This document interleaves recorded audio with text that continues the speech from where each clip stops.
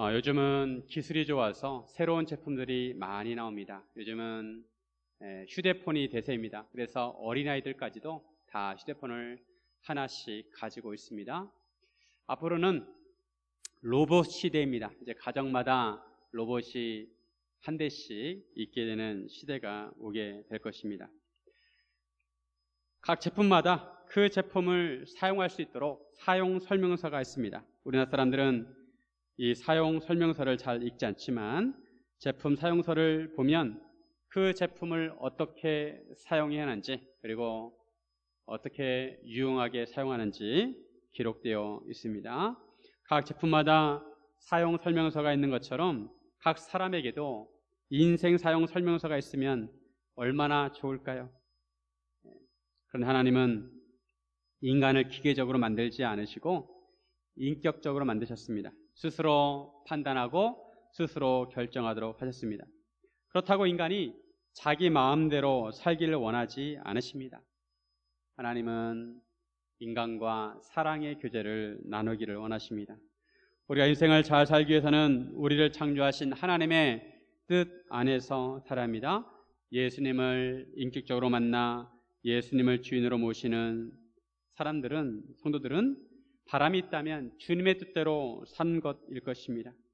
모든 인생의 일들을 주님의 뜻대로 행한다면 그만큼 주님께 영광을 돌리고 성공적인 인생이 없을 것입니다. 그런데 문제는 우리가 주님의 뜻을 분별하기가 쉽지 않다는 것입니다.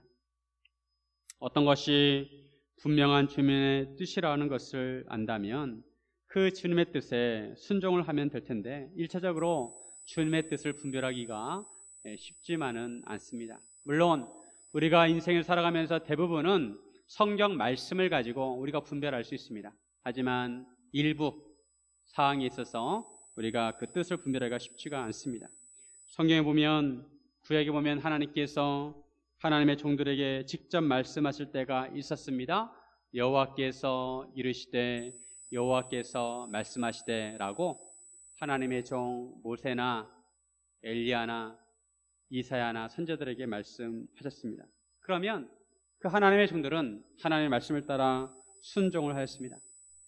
그리고 신약에서도 예수님이 지상에 계실 때는 예수님께서 직접 말씀해 주셨습니다. 그런데 예수님께서 부활 승천하시고 난 이후에 말씀을 직접 주시는 경우는 드뭅니다. 물론 예수님이 말씀하신 것처럼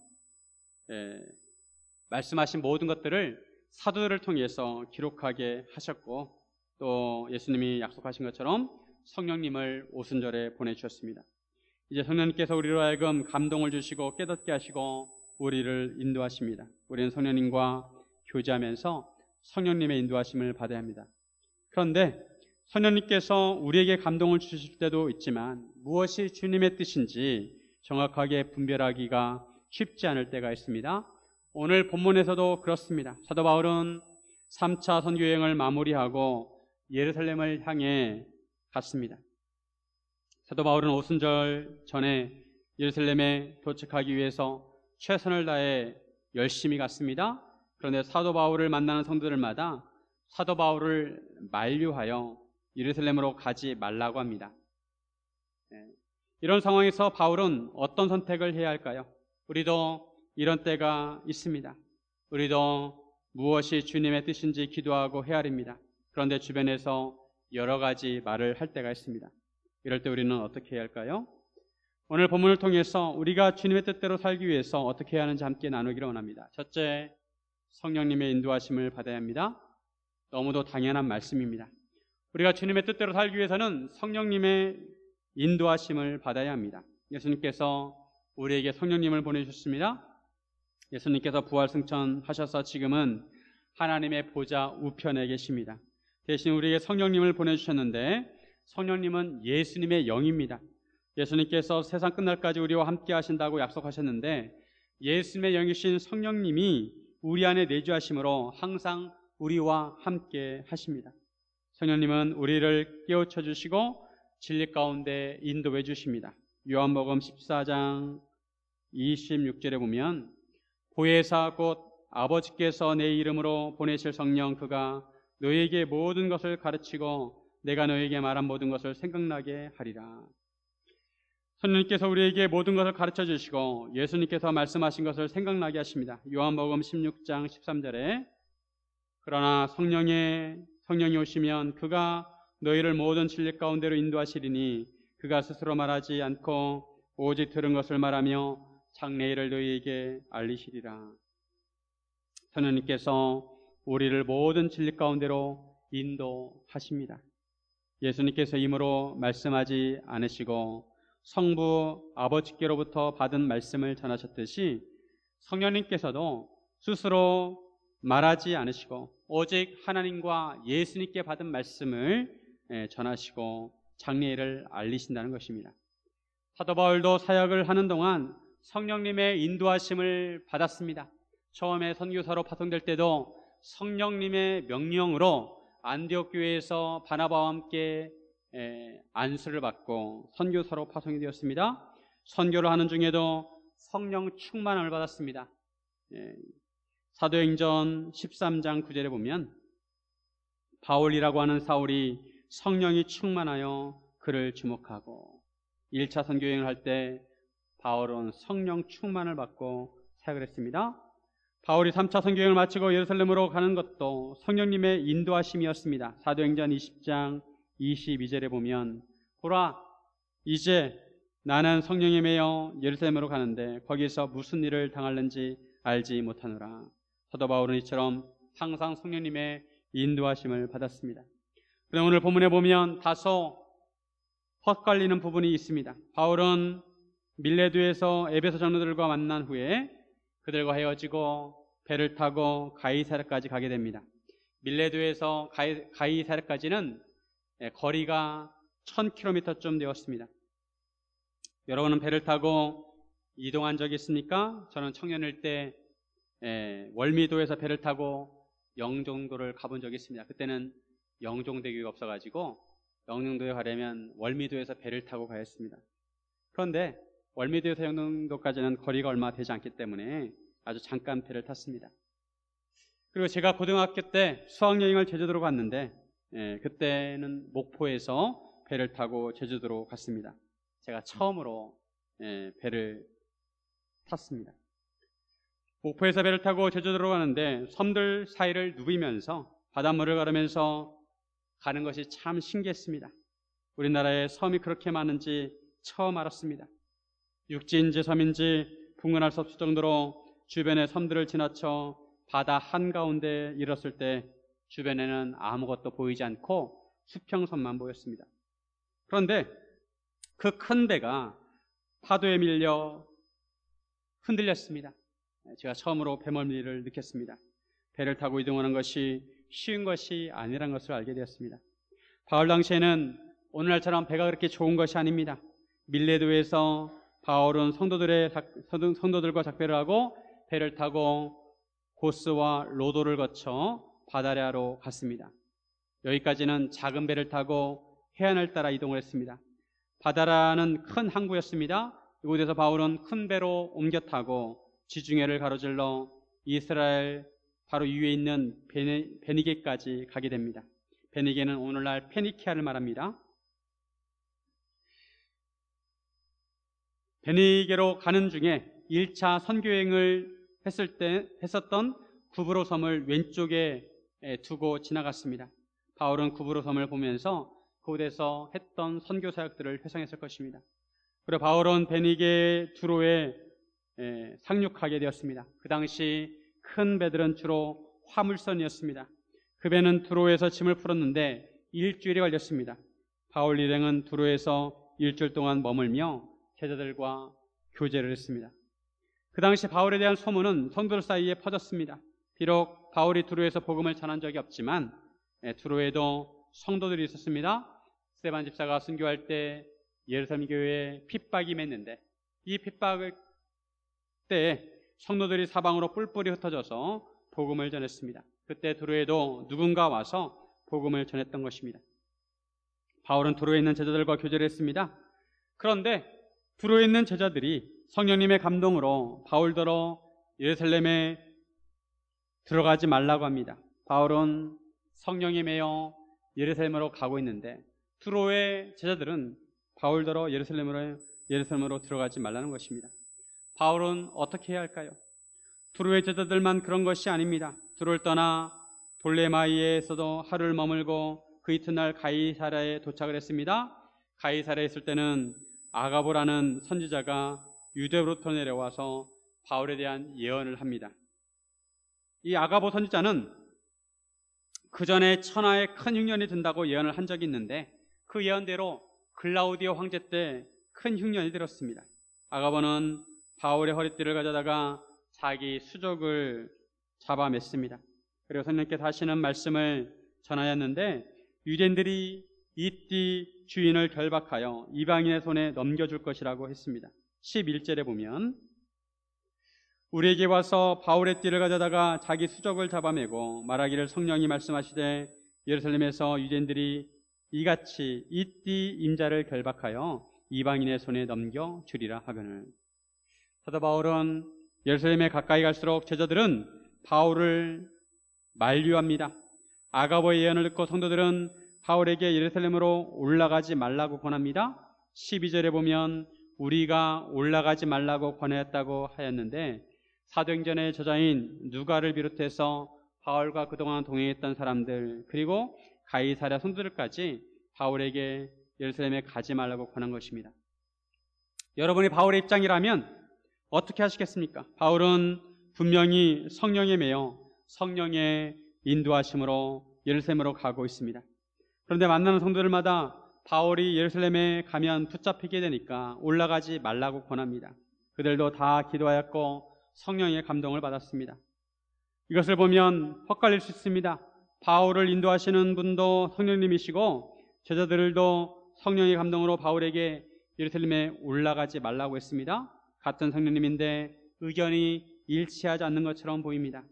이것을 어떻게 이해할까요? 바울이 예루살렘에 가는 것은 분명한 주님의 뜻이었습니다. 나중에 주님께서 직접 바울에게 말씀해 주셨습니다. 사도행전 23장 11절에 보시면 그날 밤에 주께서 바울 곁에 서서 이르시되 담대하라 내가 예루살렘에서 나의 일을 증언한 것 같이 로마에서도 증언하여야 하리라 하시니라. 바울은 예루살렘을 거쳐 로마에서도 증언해야 했습니다. 다만 오늘 본문에서 제자들은 성령의 감동으로 바울이 예루살렘에 가면 환난당할 것을 알았습니다. 그것은 불을 보듯 뻔한 일이었습니다. 그들은 바울이 고난받는 것을 안타까워하며 만류한 것입니다. 즉 예루살렘에서 환난을 당하는 것을 성령님께서 알게 하셨지만 예루살렘에 올라가지 말라는 것은 성령님의 뜻이 아니라 제자들의 권면이었습니다. 우리가 주님의 뜻대로 살기 위해서는 성령님의 인도하심을 받아야 합니다. 물론 성령님께서 분명하게 또렷하게 우리 귀에 들리도록 말씀하여 주시지 않을 경우 우린 기도하면서 하나님의 뜻을 분별해야 하고 성령님의 인도하심을 받아야 합니다. 이런 과정에서 다소 헛갈릴 수 있지만 중요한 것은 그럼에도 불구하고 성령님의 인도하심을 받아야 한다는 것입니다. 기도하면 기도할수록 성령님은 우리를 주님의 뜻에 맞게 인도하실 것입니다. 사랑하는 여러분, 성령님의 인도하심을 받으시기를 주님의 이름으로 축원드립니다. 둘째로 예수님의 이름을 위해서 살아야 합니다. 우리가 주님의 뜻대로 산다는 것은 예수님을 주님으로 모시고 예수님을 위해서 사는 것입니다. 나 자신의 뜻과 생각이 아니라 주님의 뜻과 주님의 생각을 우선시하는 것입니다. 내 이름이 아니라 예수님의 이름을 위해서 살아야 합니다. 바울은 밀레도에서 에베소 교회 장로들을 만났을 때도 예루살렘에 가면 핍박과 결박과 환난을 만날 것이라고 알고 있었습니다.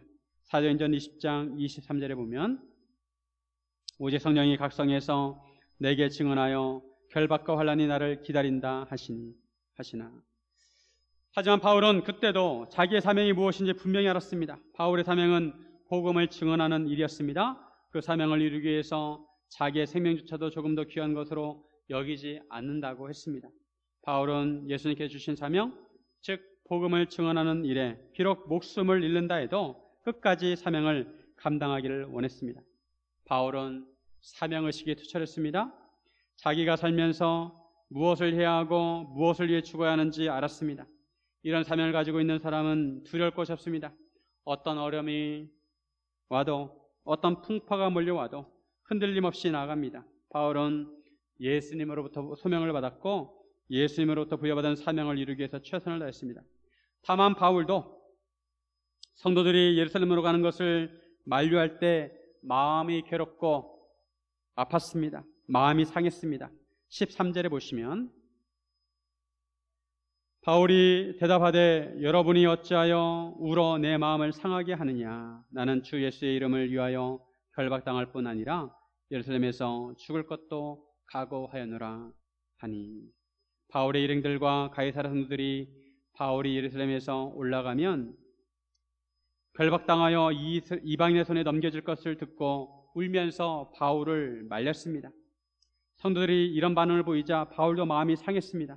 하지만 바울은 다시 한번 자기의 사명을 이루고자 하는 의지를 피력합니다. 나는 주 예수의 이름을 위하여 결박을 당할 뿐만 아니라 죽을 것도 각오하였다는 것입니다.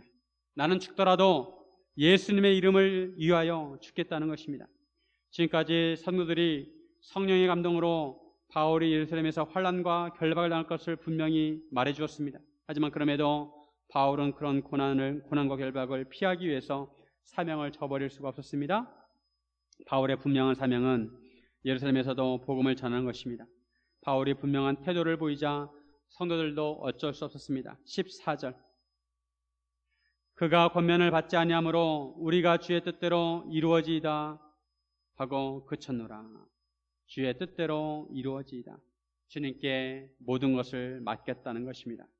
바울의 사명은 항상 예수님을 위한 것입니다. 사나 죽으나 예수님의 이름이 드러나는 사역을 하였습니다. 로마서 14장 8절과 9절에 보면 우리가 살아도 주를 위하여 살고 죽어도 주를 위하여 죽나니 그러므로 사나 죽으나 우리가 주의 것이로다. 이를 위하여 그리스도께서 죽었다가 다시 살아나셨으니 곧 죽은 자와 산 자의 주가 되려 하심이라. 우리는 살아도 주를 위하여 살고 죽어도 주를 위하여 죽어야 합니다. 우리가 사나 죽으나 우리는 주의 것입니다. 이를 위해 예수님께서 죽으셨다가 다시 살아나셨습니다. 이러므로 예수님은 죽은 자와 산 자의 주님이십니다. 바울은 사역을 하면서 항상 예수님의 일이 우선이었고 자기는 어떻게 되든 복음이 전파되는 것을 기뻐했습니다. 빌립보서 1장 14절과 15절 형제 중 다수가 나의 매임으로 말미암아 주 안에서 신뢰함으로 겁없이 하나님의 말씀을 더욱 담대히 전하게 되었느니라. 어떤 이들은 투기와 분쟁으로 어떤 이들은 착한 뜻으로 그리스도를 전파하나니.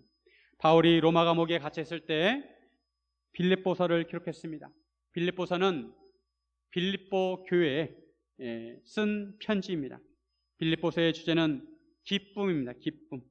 바울 자신은 비록 감옥에 갇혀 있으면서 성도들에게 기뻐하라고 하였습니다. 보통 사람은 감옥에 갇히는 것을 두려워합니다. 우울해하고 슬퍼하고 걱정하고 기분 나빠합니다. 하지만 바울은 감옥에 갇혀 있어도 오히려 그것을 통하여 복음 전파가 진전된다고 기뻐합니다. 이래나 저래나 복음이 전파된다는 것입니다. 바울이 감옥에 갇혀 있으면서 시위대에게도 복음을 전하였고 감옥 안과 밖에 모든 사람들에게 복음을 전했습니다. 그리고 오히려 바울이 감옥에 갇힌 것으로 인해서 어떤 사람은 더욱 자극을 받아 주님을 더욱 신뢰하고 겁없이 복음을 담대하게 전했습니다. 어떤 사람은 바울을 시기했었는데 투기와 분쟁으로 복음을 전하였고 어떤 사람은 착한 뜻으로 그리스도를 전파했습니다. 바울은 어찌 되었든 전파되는 것은 그리스도의 복음이 전파되는 것이기에 기뻐했습니다. 자신은 비록 감옥에 있어도 복음이 전파되는 걸 기뻐했습니다. 빌립보서 1장 18절 그러면 무엇이냐 거칠애로 하나 참으로 하나 무슨 방도로 하든지 전파되는 것은 그리스도니 이로써 나는 기뻐하고 또한 기뻐하리라. 그뿐 아니라 바울은 예수님의 십자가 복음 외에는 귀한 것으로 여기지 않았습니다. 자기의 생명도 귀한 것으로 여기지 않았습니다. 빌립보서 3장 8절 또한 모든 것을 해로 여김은 내 주 그리스도 예수를 아는 지식이 가장 고상하기 때문이라.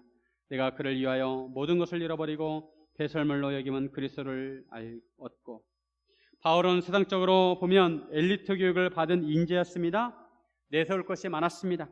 한마디로 편안하게 살 수가 있었습니다. 하지만 그는 그리스도 예수를 아는 지식을 가장 고상하게 여기고 모든 것을 해로 여깁니다.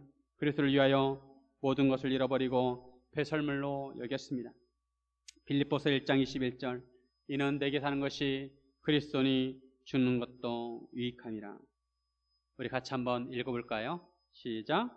이는 내게 사는 것이 그리스도니 죽는 것도 유익함이라. 아멘이십니까? 예, 바울은 살든지 죽든지 오직 그리스도가 존귀하게 되는 것을 기뻐했습니다. 삶의 이유도 예수 그리스도이시고 죽을 이유도 예수 그리스도였습니다. 바울의 모든 삶의 해답은 그리스도였습니다. 선교단체 CCC 한국대학생 선교회를 만드신 김준국 목사님의 백문일답이 유명합니다. 언젠가 한번 소개해드린 적이 있습니다. 100가지 질문의 답은 모두 예수 그리스도입니다. 그 첫 번째 질문은 오늘 우리 머리 위에 하늘을 활짝 열고 계시는 분은 누구십니까? 답은 예수 그리스도입니다. 마지막 질문, 지금도 여전히 살아계셔서 이곳 가운데 가장 큰 영광을 받으시고 세세토록 무궁하며 끝이 없는 찬란한 영광 가운데 온 나라와 백성이 그의 오심을 기다리며 그의 다스리심을 갈망하며 그가 오셔서 성전의 마지막 돌을 쌓으실 때 비로소 완성되게 하시는 우리의 왕이요 온 땅의 왕이신 바로 그분은 누구십니까? 하면 예수 그리스도. 이것이 답입니다.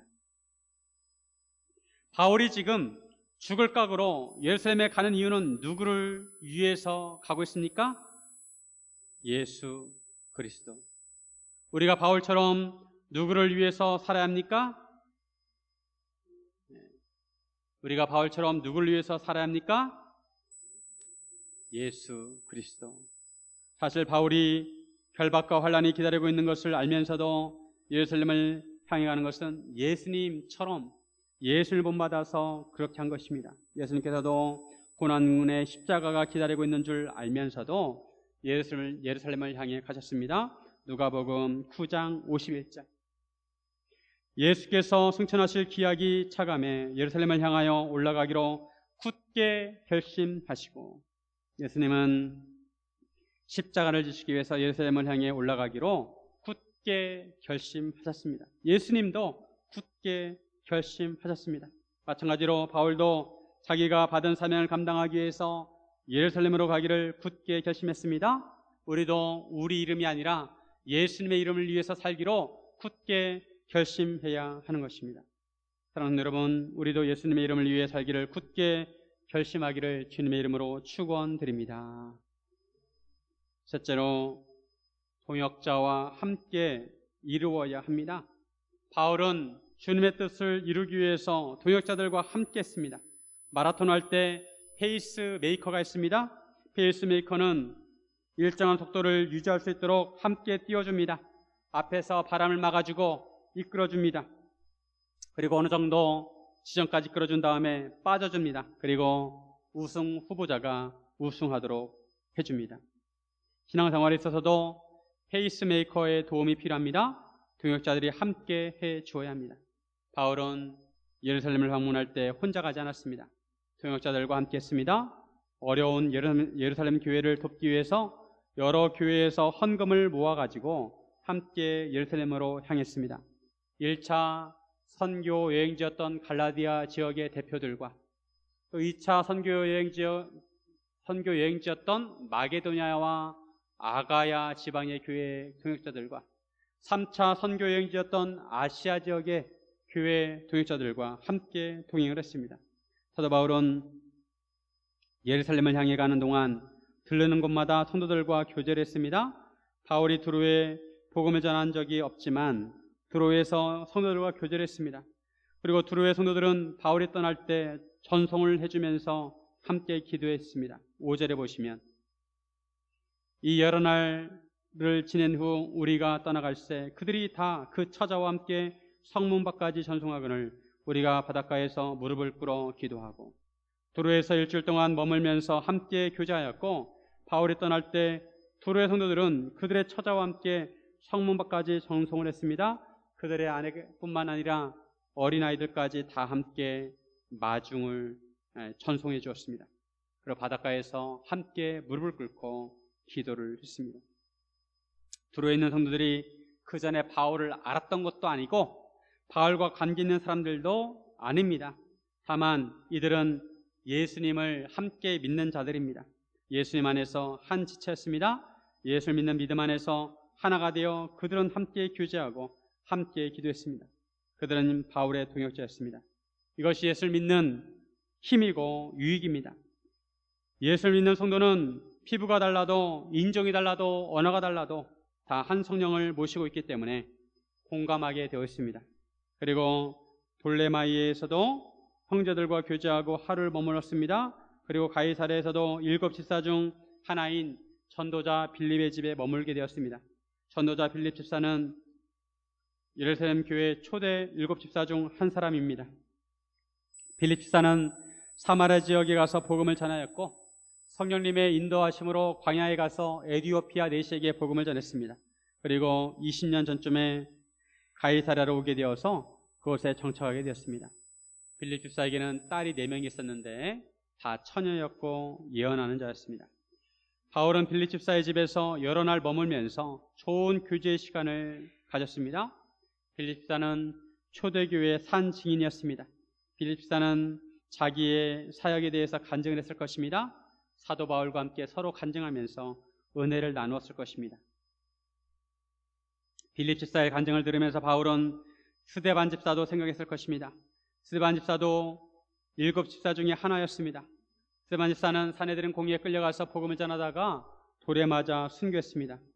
스데반 집사를 돌로 칠 때 증인들이 그들의 옷을 벗어서 바울의 발 앞에 두었습니다. 그때 바울은 청년이었습니다. 그때 바울은 예수 믿는 자들을 핍박하는 자였는데 이제 입장이 바뀌게 되었습니다. 바울은 만감이 교차했을 것입니다. 스데반은 죽는 마지막 순간에 이렇게 기도했습니다. 주여, 이 죄를 그들에게 돌리지 마옵소서. 아마 사도 바울을 위한 기도가 아니었을까 합니다.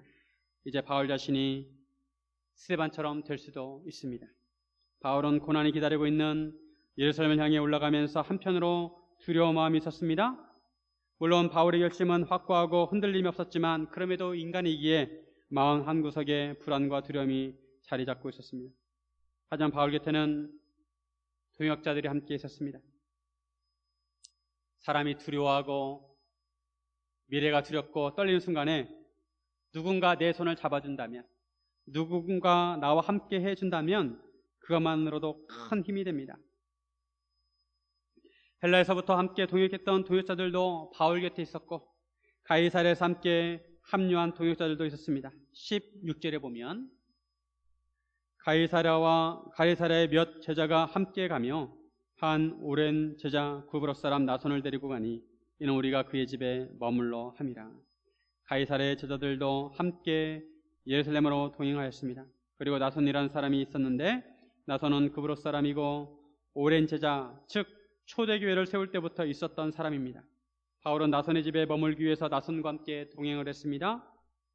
사도 바울이 예수님의 사명을 이루기 위해 예루살렘을 향해 가면서 여러 동역자들과 함께 했습니다.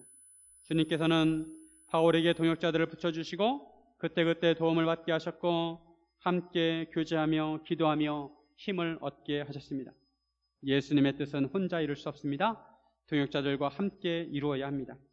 주님의 뜻을 동역자들과 함께 공유하고 함께 그 뜻을 이루기 위해서 동역해야 합니다. 그러기 위해서 우리는 평소에 말씀을 가지고 주님의 뜻을 함께 찾아야 하고 주님의 뜻을 이루기 위해서 비전을 함께 나누어야 합니다. 이번에 국내 단기 선교도 주님의 뜻을 함께 이루는 사역입니다. 제가 알기로 성암교회 예배당을 건축할 때 미국에 있는 교회의 도움을 받았다고 들었습니다. 하나님의 교회는 이처럼 함께 협력하고 함께 주님의 뜻을 이루어야 합니다. 우리도 작은 힘이나마 우리가 도울 수 있는 교회를 도와야 합니다. 이번에 서천 큰빛교회를 섬기게 되는데 농촌에는 젊은이들이 없고 나이가 많으신 어르신들이 많이 있습니다. 그래서 그분들에게 삼계탕을 끓여서 식사 대접을 해드리고 또 그 일대에 80가구쯤 되는데 마을 전도도 하려고 합니다. 그리고 예배당이 오래되어서 전기공사를 하려고 합니다. 함께 가셔서 섬기셔도 좋고 그것이 여의치 않으면 마음으로 함께 기도해 주셔도 좋고 헌금으로 후원해 주셔도 좋습니다. 우리가 함께 협력하여 주님의 뜻을 이루어야 합니다. 이런 사역은 혼자 할 수 없습니다. 함께 협력해야 합니다. 우리가 주님의 뜻대로 살기 위해서는 서로 페이스메이커가 되어야 합니다. 함께 띄워주어야 하고 때로는 이끌어주고 때로는 밀어주어야 합니다.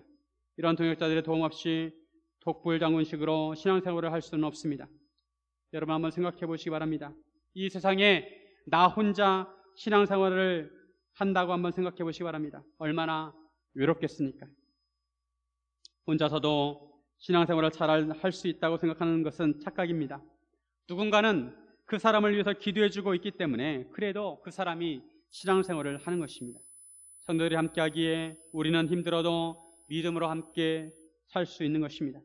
동역자들과 함께 주님의 뜻을 이룰 수 있습니다. 그래서 동역자들과의 교제가 중요하고 모이는 것이 중요합니다. 성도들은 모이기에 힘써야 합니다. 동역자들과 함께 교제하다 보면 함께 기도하는 가운데 주님의 뜻을 구체화시킬 수 있고 서로 격려하고 힘을 얻을 수가 있습니다. 이런 동역자들과의 교제는 더운 날의 샘물과 같습니다. 무더운 여름날 시원한 생수는 우리 속을 시원하게 해줍니다. 따뜻한 동역자의 격려가 큰 힘이 됩니다. 저도 가끔 함께 사역했던 사역자들을 만나고 교제할 때가 있고 함께 훈련했던 성도들과도 교제할 때가 있습니다. 그들과의 교제가 잠깐이지만 그러한 교제들을 통해 힘을 얻고 또 비전을 발견하기도 합니다. 주님은 이 땅에 교회를 세우기 위해서 성령님을 보내주셨고 우리에게 하나님의 말씀을 주셨고 목사와 교사, 직분자를 세우셨습니다.